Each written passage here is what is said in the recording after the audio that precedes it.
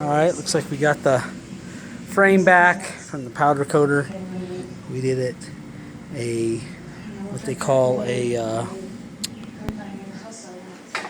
can't remember what it's called, hammer tone. Got the upper and lower control arms on. We got the coilovers in, QA1 coilovers, new sway bar bushings and everything. New disc brakes are all in.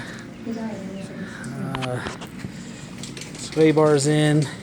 I do have all the new steering linkages all in.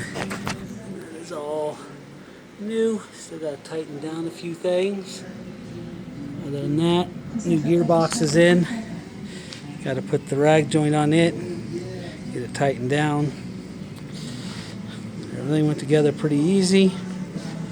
So next goal is I'm going to paint that firewall, get it all painted and finished up so I can